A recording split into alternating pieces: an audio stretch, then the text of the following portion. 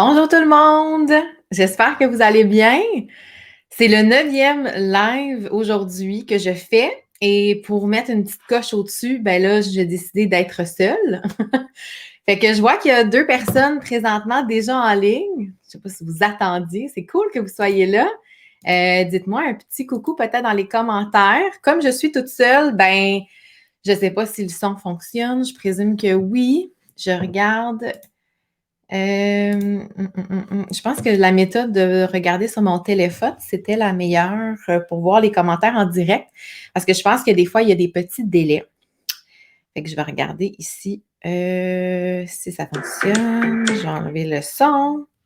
Fait que dites-moi un petit coucou, juste me dire si le son est correct, si ça fonctionne bien. Coucou Mélanie. Salut Luc. Bon, ben j'imagine que ça fonctionne. Fait que s'il y a des gens qui se connectent, si ça fonctionnait pas, vous me l'auriez déjà dit, j'imagine. Hein?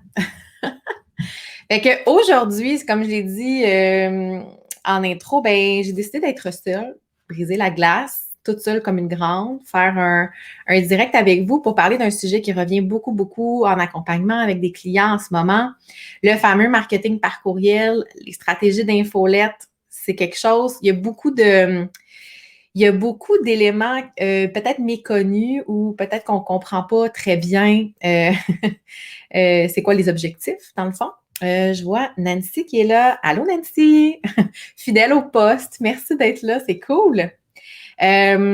Donc, c'est ça. Marketing par courriel, c'est pas évident des fois de s'y retrouver, surtout quand on est entrepreneur solo. On se dit, est-ce que c'est nécessaire d'intégrer l'infolette à la stratégie? Même que je dirais, c'est vu parfois comme étant une vieille stratégie du vieux marketing, alors que non. C'est sûr que ça a évolué beaucoup, les stratégies avec le courriel. On laisse place aussi beaucoup à l'automatisation de certains processus, de l'envoi de courriel pour augmenter l'expérience client, pour vraiment offrir un niveau de support et de soutien. Je vois Kayla. Bonjour Kayla, merci d'être là en direct, c'est cool. C'est un peu plus stressant tout ça. J'ai pas d'invité aujourd'hui, mais ça le fait. On va le faire comme ça. Je suis contente que vous soyez là. Donc, c'est ça, comme je disais, ben, je veux parler de plein de choses, en fait, avec vous en lien avec le marketing par courriel. J'ai envie de démystifier un peu comment faire. Puis, tu sais, on parle beaucoup de tunnels de vente, d'entonnoirs de vente. Puis souvent, les gens qui viennent vers moi, ben, ils sont tentés parce que ça a l'air donc ben l'air magique de faire du marketing par courriel. Puis c'est ça, j'ai envie de démystifier un peu comment ça fonctionne, c'est quoi les bonnes pratiques, qu'est-ce que ça vous apporte? Premier point, ce serait ça. Qu'est-ce que ça peut vous apporter, le marketing par courriel? Ben, tu sais, d'abord, dites-vous que votre liste courriel, vous l'avez peut-être déjà entendu aussi, tu sais, ça vaut, entre guillemets, de l'or parce que vous avez accès à communiquer avec les personnes qui vous suivent, qui ont déjà signalé un intérêt envers votre entreprise, votre marque. Donc, oui, ça vaut cher une liste de courriels. Plus elle est grosse, plus vous avez, dans le fond, c'est comme vous avez un potentiel plus grand en ayant une plus grande liste d'abonnés par courriel. Fait que c'est sûr que ça, la stratégie par courriel, elle est jamais à négliger. Ça, c'est évident. Puis une des raisons, tu sais, on parle beaucoup de si Facebook un jour ferme votre compte, tu sais, vous gardez vos courriels. Moi, j'ai longtemps pensé que c'était une légende urbaine, ce point-là. Mais non, j'ai connu des gens, 2 personnes, en fait, à qui c'est arrivé, qui a eu, tu sais, ne serait-ce que faire une campagne de pub que Facebook n'aime pas, peut suspendre votre compte, peut suspendre votre portée, il y a vraiment un impact qui est réel, que Facebook a un peu la même mise sur votre façon de rejoindre les gens, vos abonnés, les gens qui vous suivent, qui aiment ce que vous faites. Donc, en ayant la stratégie de courriel, de grandir, faire grossir votre liste de courriels, bien, c'est une sécurité. Parce que peu importe le logiciel d'infolette que vous allez utiliser, vous êtes propriétaire de votre liste de courriels. Donc, c'est les gens qui vous suivent, c'est les gens qui se sont inscrits. Donc, c'est sûr que à ce niveau-là, vous avez une plus grande portée et vous pouvez décider, en fait, quand et comment vous allez atterrir dans leur boîte courriel. Fait que c'est puissant comme outil. On n'y pense pas, mais c'est vraiment quelque chose de très puissant. Puis je vous invite peut-être à réévaluer. Il y en a qui le font déjà, des infolettes, mais ils ne sont pas réguliers, ils n'ont pas de stratégie, ils ne savent pas trop comment faire.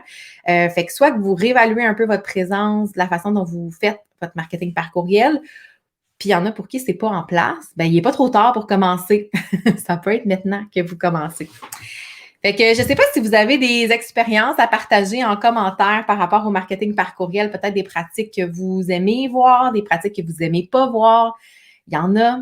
Puis ça me fait penser, pendant peut-être que vous écrivez, je crois que c'est la semaine passée, j'ai fait un petit sondage rapide sur Instagram, dans une story, en fait, Instagram. Je posais la question aux gens, c'est quoi l'irritant numéro 1 que vous vivez avec le marketing par courriel? Quelque chose que vous avez expérimenté. Évidemment, j'ai donné des choix de réponses. C'était vraiment l'option sondage dans Instagram. Et ce qui est revenu le plus souvent, c'était des courriels trop fréquents. Donc, notre peur de déranger, notre peur d'être trop harcelant, tu sais, elle est réelle parce qu'on voit des entreprises qui font ça, qui vont écrire des courriels trop souvent, des infolettes trop fréquentes et ça finit par juste tanner les gens qui suivent. Il y a beaucoup de taux de désabonnement. Puis on va voir plus tard un peu c'est quoi les statistiques à observer. Mais tout ça pour dire qu'il faut trouver l'espèce de sweet spot, si on veut, là, le fameux point où on communique assez pour ne pas être oublié, mais pas trop pour ne pas écœurer les gens avec notre contenu. Fait que je ne sais pas si dans les commentaires, en tout cas, je ne sais pas si vous avez envie de partager avec moi des expériences que vous avez eues avec les infolettres. Mais c'est ça. Donc, l'irritant majeur, c'était ça. Après ça, il y avait, peut-être des fois, c'est des infolettes trop longues. Parce que ça, c'est quelque chose aussi qui est important. Tu sais, vous le savez, vous avez votre boîte courriel. Comment vous gérez vos courriels? Est-ce que, quand vous recevez une infolette, est-ce que vous y accordez plus de 2 minutes? Je ne pense pas. Surtout quand c'est une infolette. Donc, assurez-vous vraiment que le contenu soit facilement consommable, qu'on est capable de lire facilement le contenu, puis que c'est pas trop long, que vous êtes juste capable de susciter l'intérêt, mais sans... parce que dans le fond, là, la longue lecture, vous voulez que les gens la fassent sur votre blog, si vous en avez un. Vous voulez qu'ils consomment ce contenu-là sur vos plateformes de réseaux sociaux. L'infolette, elle sert à créer la connexion, créer un lien avec les gens qui vous suivent, mais ça ne sert pas à offrir du contenu très, très long. En tout cas, il y a, tout dépendamment de la stratégie, là, il n'y a pas une méthode qui fonctionne pour tous, mais dans les deux irritants, ce que je voulais vous partager, dans le fond, c'est que soit que les gens envoient trop d'infolettes, là, que la fréquence, elle est trop fréquente, dans le fond, la fréquence, en tout cas, vous avez compris. Ou bien que le contenu, la longueur du courriel est beaucoup trop longue, puis les gens décrochent quand il y a trop de blabla d'introduction. Je ne sais pas si vous, c'est ça. Est-ce que c'est ça pour vous qui vous irrite dans les infolettes? Puis ça me fait penser aussi les grandes marques, en fait, surtout dans le vêtement, je le vois beaucoup, qui vont envoyer comme 5 courriels par semaine. Pour ne pas les nommer, là, je pense à Gap, Old Navy, Reitmans, ils vont envoyer beaucoup, beaucoup de courriels.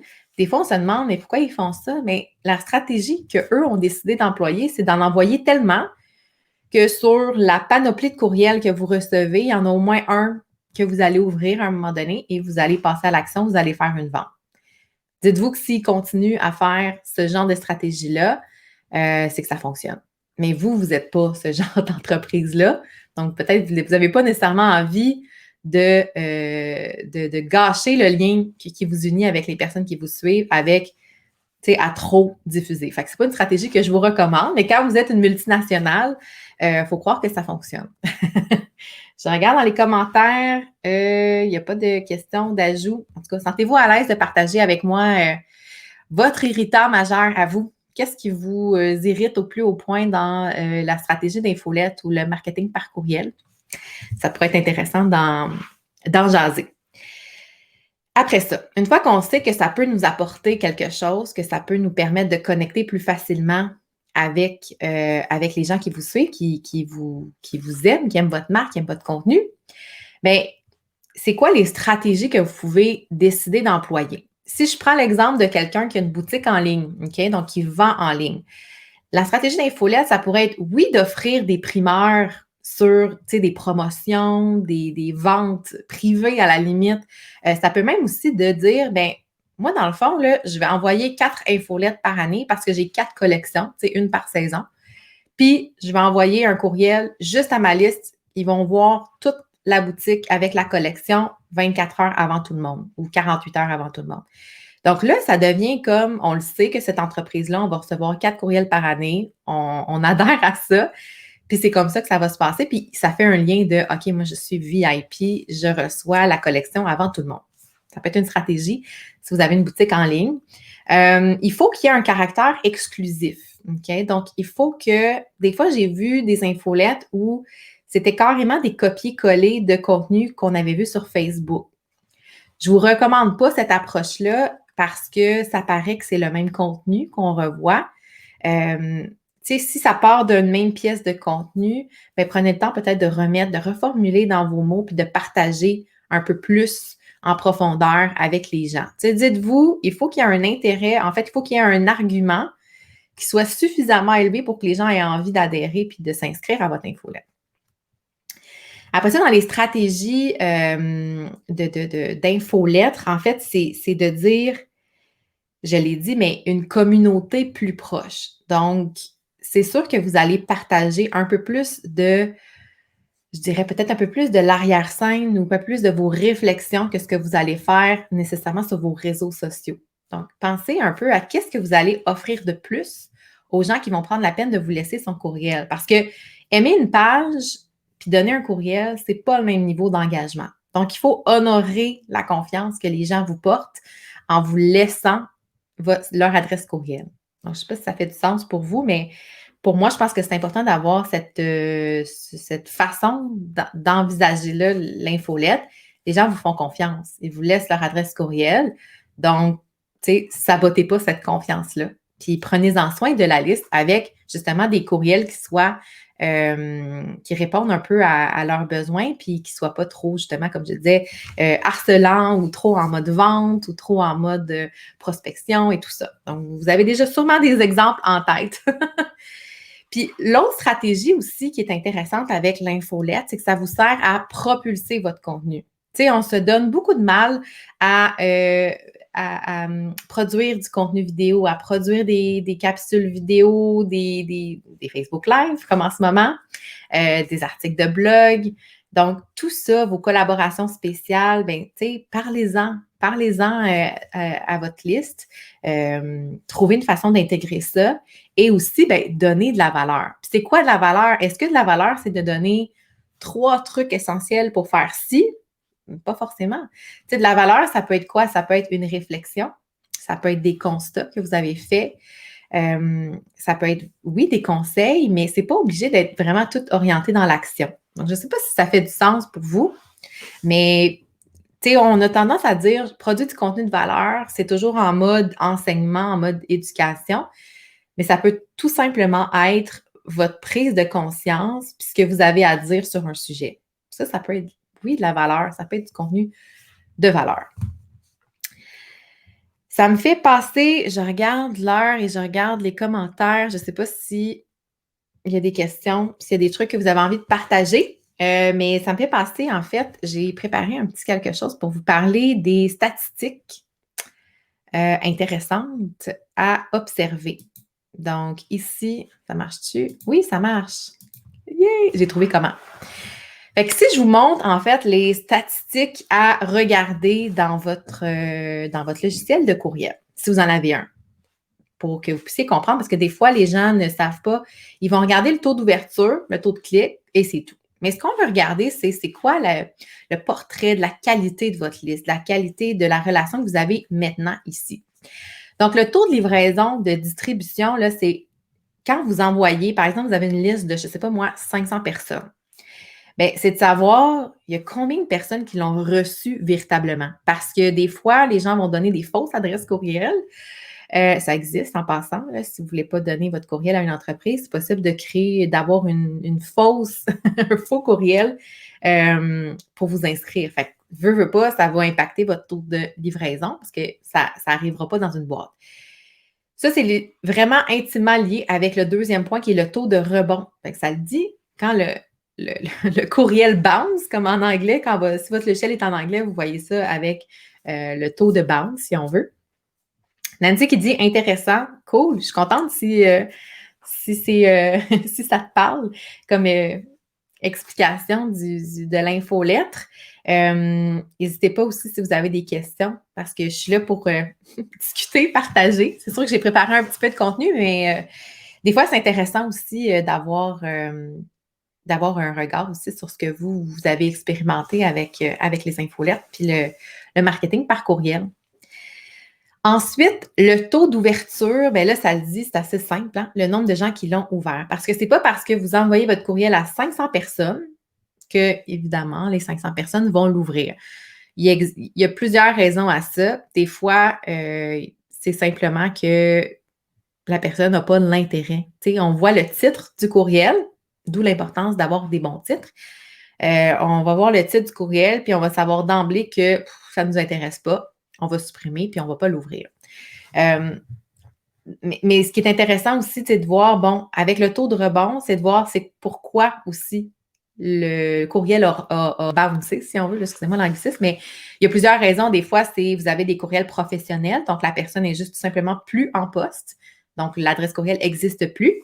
Sinon, vous avez aussi plus les soft bounce qu'on va appeler. Ça va être, mettons, la boîte de courriel est pleine. L'employé parti en vacances, la boîte Outlook déborde, donc votre courriel ne va pas atterrir dans sa boîte courriel. Fait que des fois, c'est, posez-vous la question. Puis à force aussi d'avoir beaucoup de rebonds dans votre liste, ben ça va en fait un peu vous pénaliser parce que les serveurs d'envoi, donc l'entreprise que vous prenez, MailChimp, MailerLite, eux, ce qu'ils veulent avoir, c'est une qualité d'envoi qui est bonne pour justement ne pas arriver avec des serveurs. Tu sais, il y a certains logiciels qu'il faut faire attention d'ailleurs que malheureusement, ça va tomber plus dans les spams que d'autres. Puis tout ça est une question de qualité de serveur. Donc, c'est en même temps, ils vous font confiance.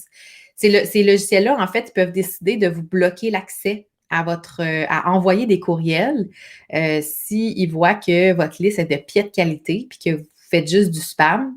Ils peuvent vous pénaliser. Fait que, tu sais, accordez de l'importance à regarder c'est quoi la qualité de votre liste puis à ajuster aux besoins. Tu sais, des personnes qui vous donnent des fausses adresses courriels, bien, vous n'en avez pas besoin de ces gens-là, de ces courriels-là. Fait que vous pouvez tout simplement les retirer puis faire un petit ménage de printemps, peut-être 2 fois par année. En fait, c'est ce que je vous recommanderais de faire pour justement vous assurer de garder une bonne qualité. Aussi, le taux de clic, ça, c'est intéressant parce que il faut toujours avoir en tête un objectif aussi derrière l'envoi d'une infolette. Idéalement, vous devriez avoir un ou à 2 appels à l'action.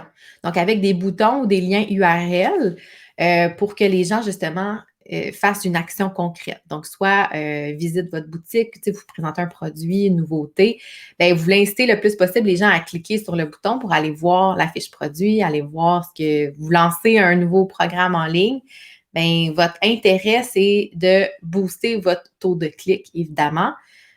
Puis c'est sûr que c'est intimement lié avec votre taux d'ouverture. Donc, encore une fois, si le titre n'est pas attractif, si le titre n'est pas intéressant, bien, ça va malheureusement tout découler ça et vos taux vont diminuer. Je ne sais pas s'il y en a qui ont des questions. C'est un peu plus technique cette partie-là, mais je trouve ça intéressant de juste démystifier puis de vous expliquer c'est quoi chaque statistique que vous pouvez voir dans votre logiciel. Peu importe le logiciel, vous avez accès à ces données-là. Après ça, le désabonnement, ça, c'est intéressant aussi parce que au début, quand on a des gens qui se désabonnent, on pourrait être tenté de le prendre personnel. Mais c'est normal. Quand on veut que les gens se désabonnent, quand ils n'ont aucun intérêt envers votre marque, envers votre entreprise, envers vos services, vos produits, ce que vous offrez. Vous voulez garder, comme je disais, une qualité de gens qui vous suivent.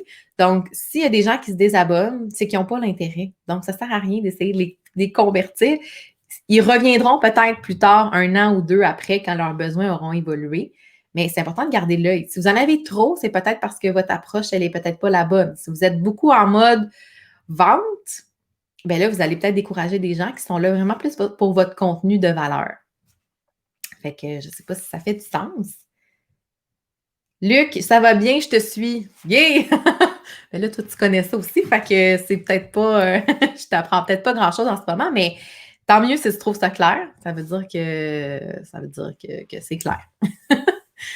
Puis la dernière donnée qui est intéressante, qui est celle qui va nous intéresser beaucoup, c'est le taux de conversion, hein, parce que, tu sais, ultimement, ce qu'on veut, c'est que les gens passent à l'action. Puis là, il faut faire attention parce que, tu sais, la conversion, ça fait référence à une transaction. Ça fait souvent référence à quelque chose de monétaire. Donc, tu sais, vous faites une vente ou peut-être une conversion vers un appel découverte, vers un appel point. Donc, tu sais, il y a différentes façons de mesurer la conversion. C'est quoi pour vous une conversion? Parce que ça va dépendre de ce que vous faites, de votre entreprise, de votre secteur d'activité.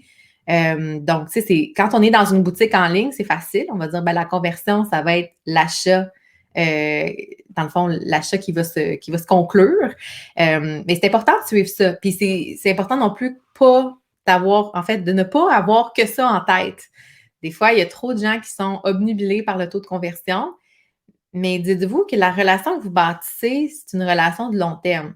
Tu sais, ce que je dis souvent, puis j'en ai parlé dans mon épisode de podcast, le marketing de contenu, c'est de bâtir une relation sur le long terme. Ça ne veut pas dire de toujours être en mode vente, vente, vente. C'est de créer la relation, créer le lien qui vous unit. Puis l'infolette, c'est une belle façon justement de le faire. Kim, David, très clair et intéressant. Merci, Kim. Kim, je ne sais pas si vous avez vu l'épisode où elle était là avec moi pour parler de pub Facebook. En tout cas, vous irez voir si vous l'avez manqué. C'était super cool comme discussion. Fait que c'est ça. Fait que ça, c'est vraiment pour les statistiques que vous devez regarder. Puis quand je dis que vous devez regarder, là, c'est pas comme à chaque jour, chaque semaine, puis chaque heure que vous allez regarder ça. C'est une fois de temps en temps, à chaque campagne, faites juste regarder rapidement l'évolution. Attendez une bonne semaine avant de regarder parce que ça change d'heure en heure. Je ne sais pas pour vous, mais moi, il y a des infolettes que je garde sur le site, comme on dit, puis que je vais le samedi, le dimanche, quand j'ai plus de temps, je vais y accorder plus d'attention. Donc, même si l'infolette est envoyée le lundi, ça se peut que je l'ouvre le dimanche. Donc, laissez-vous du temps aussi. Laissez-vous une bonne semaine, je dirais. Puis après ça, allez analyser justement la variation que vous avez. L'autre petite slide que je vous ai préparée, en fait, c'est les logiciels les plus utilisés. Là, moi, je vous ai mis des petits cœurs à côté des solutions que j'aime beaucoup. Mais encore une fois, ça va dépendre de votre secteur d'activité, de vos objectifs, de vos autres logiciels en place. Tu sais, on aime ça quand les logiciels se parlent entre eux. Fait que c'est pas juste quelqu'un a dit, j'ai vu un expert qui me conseille tel logiciel, fait que c'est lui que je vais aller. C'est pas comme ça que ça marche. Tu sais, prenez le temps d'explorer, d'expérimenter. MailChimp, ça a été le numéro 1 pendant des années. Donc, c'est assez encore répandu. Moi, personnellement, j'ai pas beaucoup, je l'aime pas tant que ça, MailChimp. Je le trouve moins, je trouve que l'expérience utilisateur, c'est moins évident.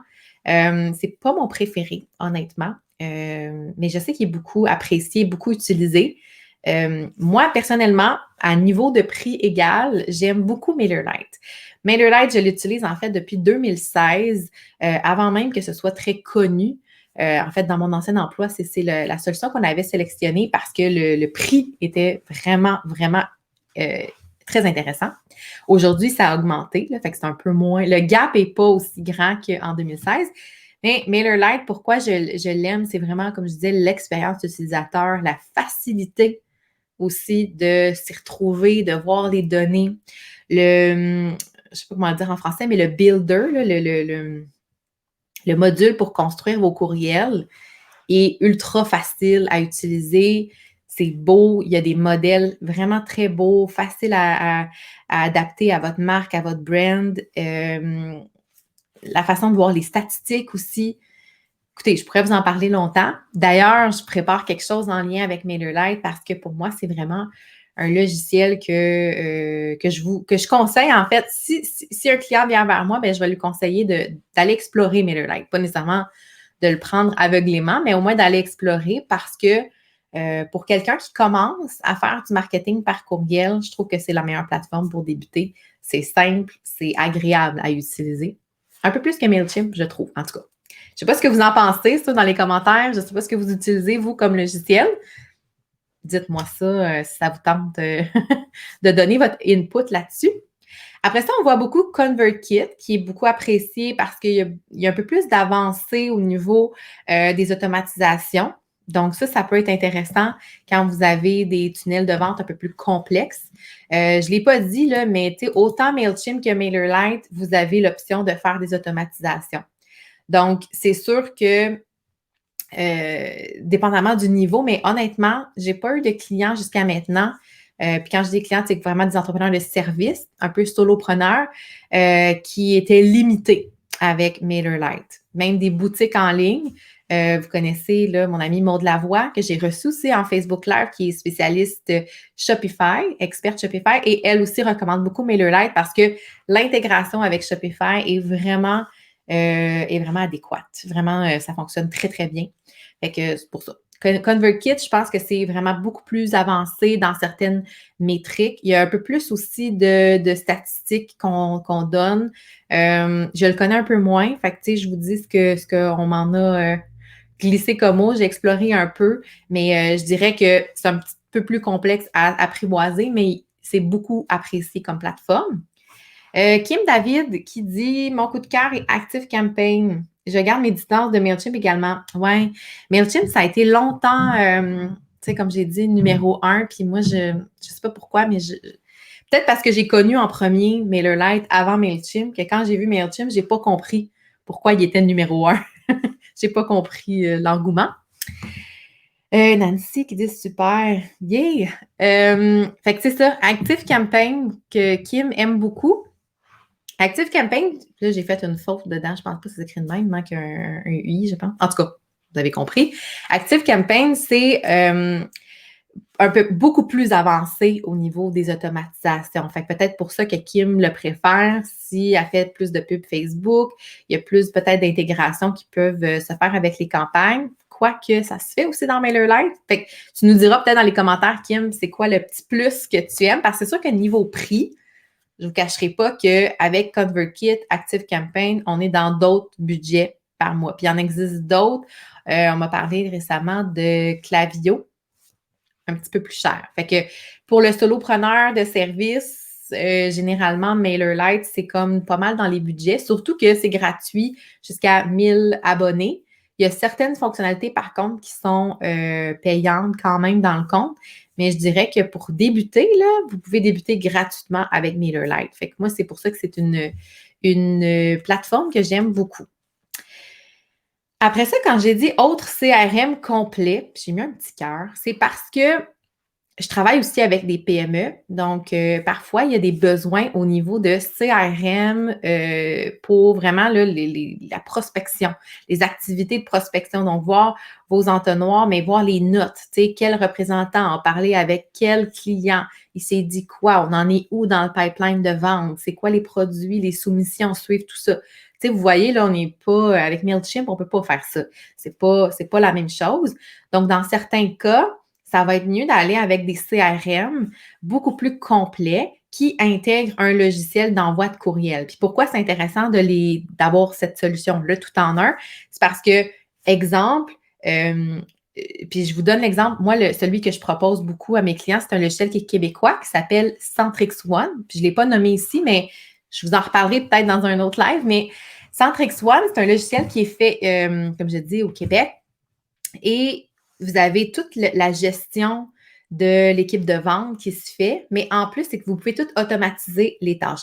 Exemple, je vais faire ça plus clair. Vous envoyez une infolette sur un nouveau produit et vous pouvez automatiquement, si quelqu'un clique sur le lien, bien, vous pouvez tout de suite programmer un courriel du représentant ou mettre une tâche dans son agenda d'appeler ce client-là parce que c'est un lead un peu plus hot, donc à contacter.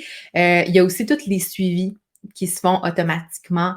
Donc, vous savez que vous avez fait votre présentation de produit telle date. Vous allez faire un suivi dans 2 semaines. Donc, tout ça, c'est automatique, que ce soit des courriels, des appels et tout ça. Fait que c'est un logiciel qui est plus complet pour les PME, pour ceux qui font de la prospection, qui ont des équipes de représentants avec des tableaux de bord pour suivre nos ventes, nos leads, tout ça. Pas mal plus complet. Fait que ça dépend vraiment de vos besoins.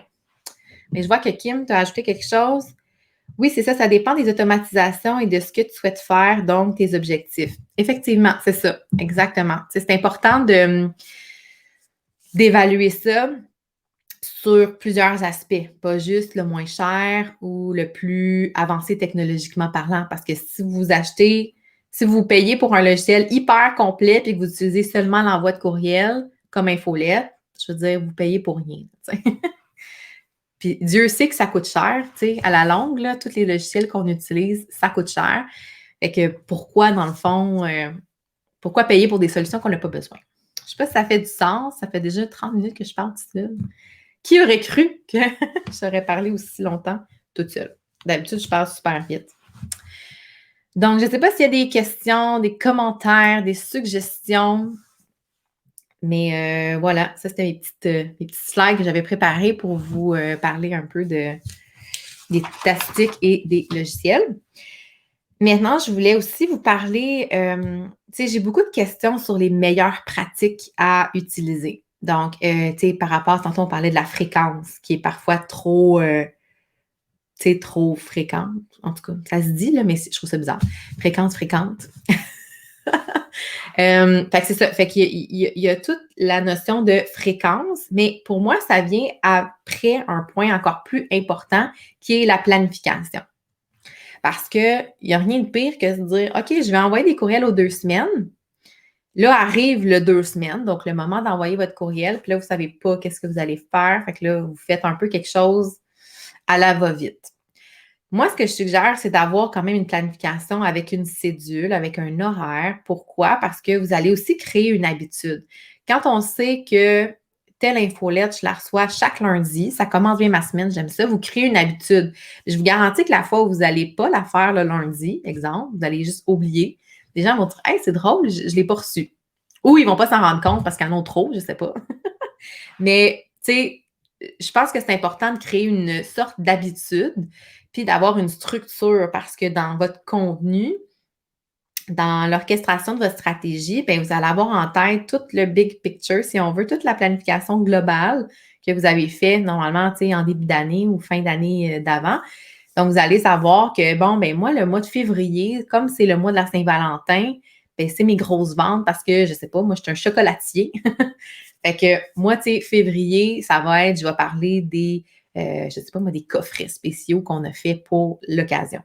Fait que vous voyez, tu sais, de ne pas arriver à la dernière minute, en fait, de dire, OK, c'est quoi déjà qu'il faut que je parle ou qu'est-ce que je vais dire?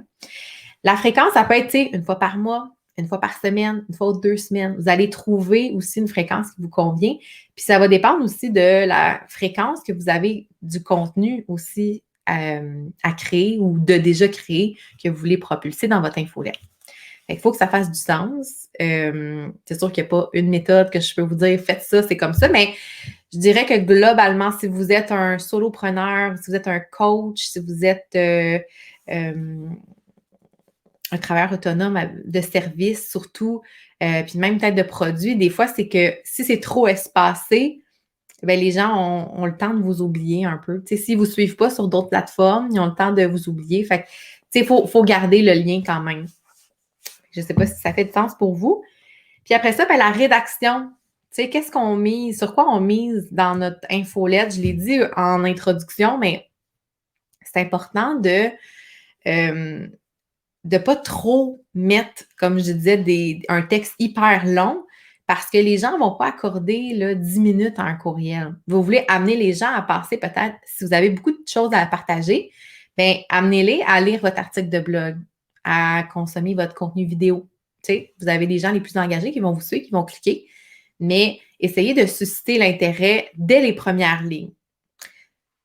Ça, c'est vraiment là, la clé. Peut-être pas passer trop de temps avec des « j'espère que vous allez bien », que, tu sais, passer vraiment dans le vif du sujet, susciter l'intérêt dès le départ.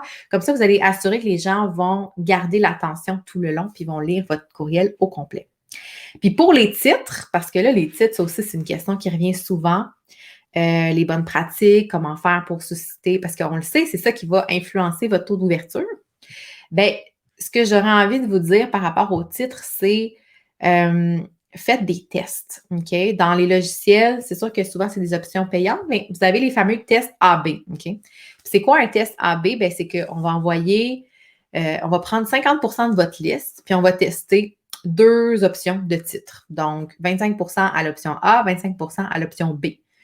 Puis là, on va voir au bout de 2-3 heures, s'il y a une option qui se démarque vraiment beaucoup plus qu'une autre, bien, l'autre 50 qui reste, on va l'envoyer avec, mettons que c'est l'option A qui marche le mieux, bien, l'autre 50 on va l'envoyer toute avec le titre de l'option A. Je ne sais pas si c'est clair, mais en tout cas. Donc, ça peut être une voie. Par contre, c'est mitigé, là, savoir. Dans certains cas, les tests AB ne sont pas très concluants parce que ça dépend. Comme je vous disais, il y en a qui vont ouvrir votre courriel 3 jours après, 4 jours après. Fait que là, le test AB, dans ces cas-là, fonctionne moins. Sinon, c'est ça. Essayez d'avoir des titres qui vont susciter l'intérêt, mais sans être, je ne sais pas c'est quoi le terme en français. Je ne sais pas si ça existe, le terme en français, mais clickbait. Donc, tu sais, des titres que ça a donc bien l'air tellement extraordinaire, ça a tellement l'air gros qu'on clique, on lit, puis là, on est déçu. Tu sais, on ne veut pas créer de déception, c'est l'inverse. On veut créer vraiment de l'engouement. Fait qu'essayer de laisser un petit mystère, mais sans être, tu sais, pas quelque chose d'extraordinaire de « j'ai trouvé un remède contre le cancer », puis là, finalement, ben c'est pas ça, tu sais. Mon exemple n'est pas très bon, là, mais vous comprenez ce que je veux dire. Donc, par clickbait, là, on veut dire un peu comme, j'ai un exemple. Tu sais, au début du live, je vous parlais de Gap et Old Navy. Moi, j'en recevais, je pense que je me suis désabonnée justement parce que c'était trop fréquent. Mais eux envoient beaucoup de courriels, c'est écrit urgent, mais en lettres majuscules, urgent. Puis alors que c'est un rabais de 20 en magasin. Fait que, tu sais, il n'y a pas d'urgence, là, tu sais. Fait que jouez pas avec un faux sentiment d'urgence quand c'est pas vrai, tu sais. Le seul moment où vous pouvez dire, là, urgence ou il ne reste que quelques heures, si vous avez un lancement, OK, oui, vous pouvez jouer avec le sentiment d'urgence, puis même encore, tu sais, ça dépend comment c'est fait, mais faites attention. Suscitez l'intérêt, mais de la bonne façon, j'ai envie de vous dire. Fait que voilà, je ne sais pas si ça fait du sens. Est-ce que vous avez, je vais remettre ma petite bannière, est-ce que vous avez des questions, des commentaires, des suggestions, des exemples? Oui, peut-être des exemples d'infolettes que vous ouvrez régulièrement. Tu sais, le genre d'infolettes que vous attendez, puis que vous allez remarquer si vous ne la recevez pas une semaine. On pourrait peut-être s'en inspirer positivement. Je vais attendre de voir s'il y en a qui répondent à cette belle question d'infolette. Moi, si je pense à une entreprise de vente là, de produits, une infolette que j'aime beaucoup, c'est l'infolette de Maison Lavande.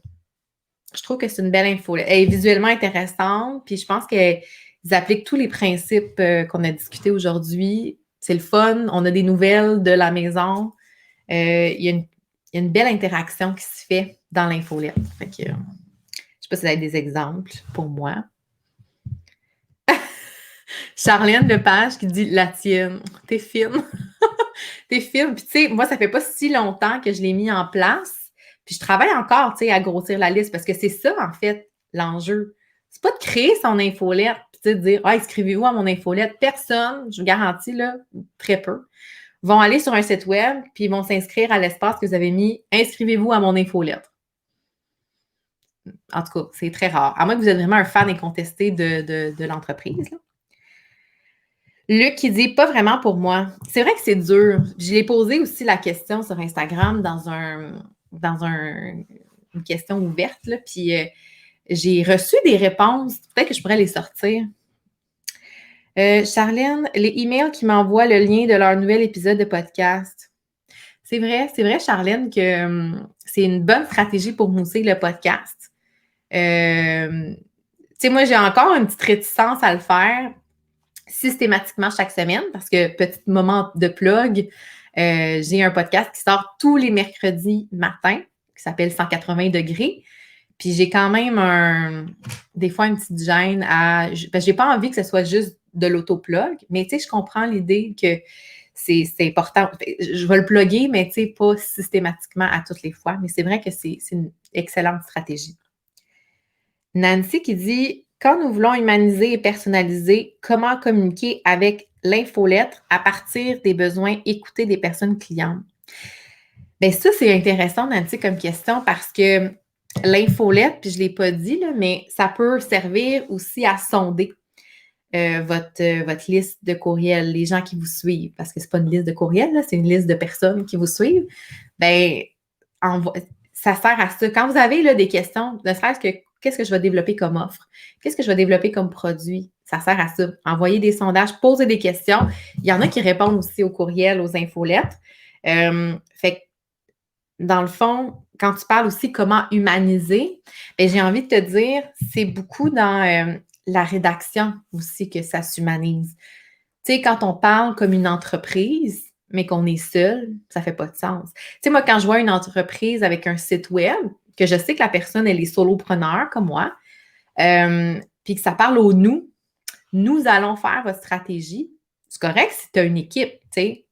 C'est correct si vous êtes plusieurs. C'est vrai que c'est nous, c'est une équipe.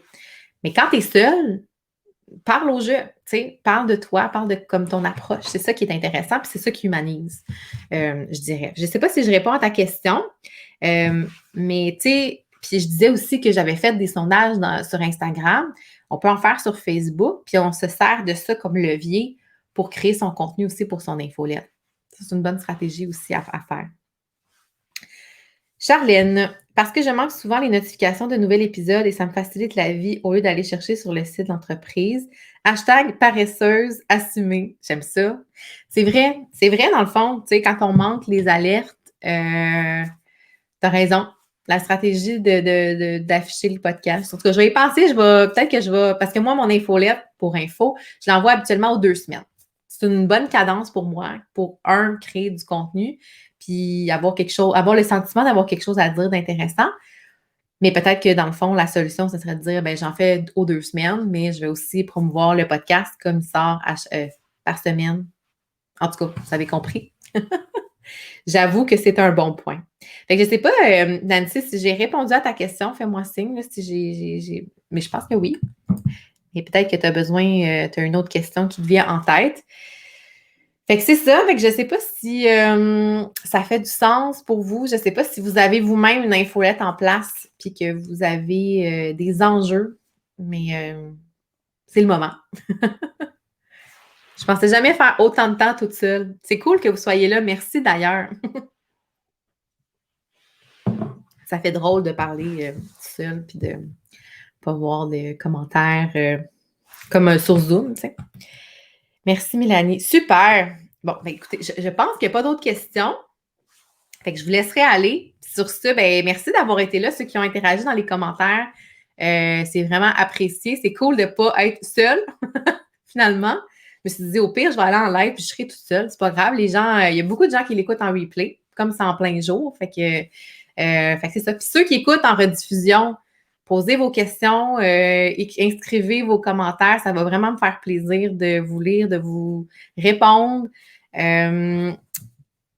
Super. Bye. En tout cas, je vous souhaite une belle journée. Merci d'avoir été là. Merci Nancy, Luc, Charlène, Kim, Kayla aussi qui était là au début. Je ne sais pas si j'en ai oublié. En tout cas, merci beaucoup d'avoir été là. Puis la semaine prochaine, gang de la conquête qui sont en ligne, je vais être avec Dani. Donc, on va parler de podcasting, justement, de comment ça s'inscrit dans notre stratégie, le podcasting, puis aussi les meilleurs conseils. Dani est très bon là-dedans. Il m'a donné plusieurs astuces pour mon propre podcast. Donc, soyez là la semaine prochaine. Ça va être à la même heure. Puis, passez une belle semaine. Bye bye.